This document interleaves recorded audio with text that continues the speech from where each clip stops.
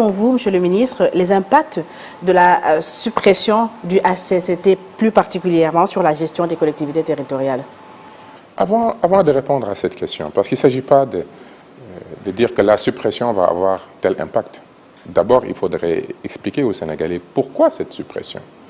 Vous savez, l'une des tares de la gouvernance dans les pays africains a toujours été les institutions, la faiblesse des institutions. Et dans nos sociétés, dans nos États, à chaque fois qu'on crée une institution, nous ne prenons pas le temps d'analyser ses dysfonctionnements et de le renforcer. Ce que nous faisons, c'est que nous créons d'autres institutions à côté. Et l'objectif, ce n'est pas forcément d'améliorer la gouvernance, mais souvent, c'est pour caser un personnel politique.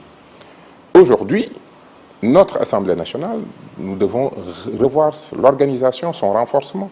Les députés le disent. On a déjà une Assemblée qui doit être renforcée. Pourquoi créer d'autres instances?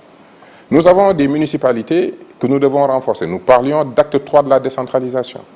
En 2016, j'ai écrit, quand le président a créé le Haut Conseil, j'ai écrit que c'est la charrue avant les bœufs. Les gens peuvent retrouver cet article, où j'expliquais que non. Il fallait attendre qu'on crée les pôles territoires, qu'on crée des conseils de territoire, et que ces conseils de territoire se retrouvent maintenant pour créer des espaces de dialogue. Et en ce moment-là, il y avait déjà la commission en charge du dialogue des territoires, dirigée par Diobo Letika, qui pouvait jouer ce rôle-là, défunt que paix salut sur lui, qui pouvait jouer ce rôle. Mais on avait la commission sur le dialogue des territoires, ensuite on avait le Haut Conseil, et la décentralisation n'avait pas encore été aboutie, la réforme. Autant d'institutions que l'on crée juste pour faire plaisir à des gens. Donc pour vous, le Haut Conseil des collectivités territoriales, tel qu'il était constitué, n'avait pas sa raison d'être? Je le dis depuis 2016 et je l'ai écrit. Et ce n'est même pas par rapport au Haut Conseil, c'est par rapport à nos institutions. Nous avons l'Assemblée nationale, qui est une instance de représentation.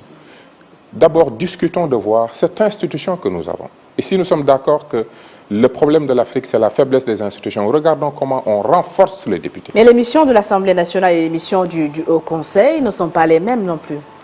Il n'y a pas... Nous pouvons travailler à ce qu'il y ait une synergie.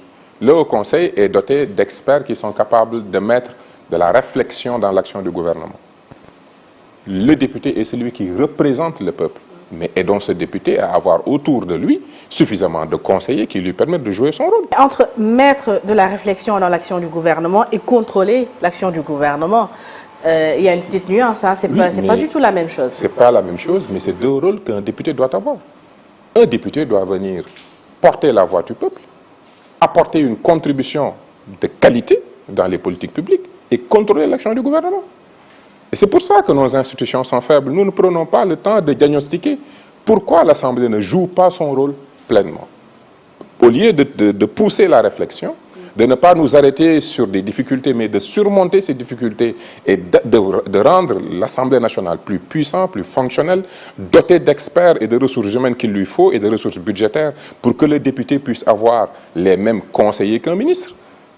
Non, nous ne faisons pas cela. On laisse le député et l'Assemblée dans une faiblesse totale et on crée d'autres institutions. Parce que ce qui nous préoccupe, ce n'est pas de doter du Sénégal l'armature de gouvernance forte qu'il faut, mais c'est plutôt faire de la politique politicienne et créer des institutions qui ne servent à rien.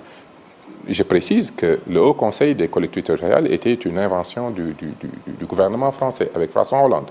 Quand ils ont commencé le processus, ils ont mis en place toutes les réformes, sauf justement le Haut Conseil, qu'ils ont abandonné parce que ce n'était pas nécessaire. Mais nous, avant même d'attendre d'en arriver au Conseil, nous avons commencé par le Haut Conseil, parce que politiquement, ça permettait de caser un personnel, d'offrir des 4x4, du gasoil et des puces illimitées. C'est cette logique de gouvernance-là, nous devons l'arrêter. Parce que vous savez, 15 milliards par an pour ces deux institutions, c'est quasiment 150 milliards. 150 milliards, avec 2 milliards, je te trouve des jeunes Sénégalais qui sont capables de te construire un immeuble de 60 appartements pour pouvoir faire des logements sociaux. Avec 2 milliards, je peux faire plus de 50 logements de 20 millions de francs CFA. Donc, en gros, le Haut Conseil ne servait à rien et le supprimer n'aura aucun impact, si je vous comprends bien, sur la gestion des collectivités territoriales. Nous allons vers les pôles territoires, bientôt. Ouais. 8 pôles territoires dotés d'instances collégiales de discussion où on regroupe l'ensemble des acteurs. Et l'État mettra un dispositif d'accompagnement technique avec la déconcentration qui va toujours jouer son rôle d'accompagnement. Ces instants-là seront des instances de discussion sur l'avenir réel des territoires. Et qu'est-ce qui va différencier le Haut Conseil de ce pôle territoire? Mais ça n'a rien à voir. Les pôles territoires seront beaucoup plus réalistes et fonctionnels. Ce sont l'ensemble des acteurs du territoire, des élus, comme les acteurs économiques et autres, et avec des experts que nous allons mettre en place dans chaque pôle, qui vont discuter sur la planification du développement du territoire, sur les questions économiques, sur l'aménagement, la planification. Est-ce que vous saviez que sur l'ensemble du territoire national, il n'y a que 10% du territoire national qui fait l'objet d'une planification? Après, on s'étonne pourquoi nous perdons nos terres agricoles, pourquoi nous habitons dans des zones inondables, pourquoi nous n'exploitons pas nos industries, pourquoi cette mauvaise gestion, exploitation de l'espace. Parce que nous ne faisons pas ce travail de planification spatiale et organisationnelle. Ces pôles territoires, une fois qu'on les aura avec les bras techniques et les conseils qui regroupent les acteurs, mais rien n'empêchera ces pôles de se réunir tous ensemble et d'avoir des moments de dialogue avec le président de la République. Et là, ce seront les acteurs autour de leur projet de développement territorial qui vont pouvoir discuter avec le président de la République. Et là, ce sera un dialogue entre l'exécutif central et l'exécutif décentralisé. C'est là que nous allons et nous trouvons que c'est beaucoup plus fonctionnel et ça va plus aller avec l'esprit d'une gouvernance territorialisée et d'une autonomie de gestion des collectivités. Et qu'est-ce que le gouvernement envisage de faire pour la réaffectation des compétences et des ressources qui étaient dévolues au Conseil des collectivités territoriales? Mais on va les reprendre au niveau des ministères, au niveau des pôles territoires. Moi, j'en connais déjà que je vais récupérer parce qu'ils ont fait un excellent travail. Même au niveau de la commission en charge du dialogue des territoires, il y a des profils, il y a un travail qui a été fait. Tout ce travail-là va être reversé. Il ne s'agit pas de supprimer. En réalité, rien ne se perd, tout se transforme et on évolue et on renforce.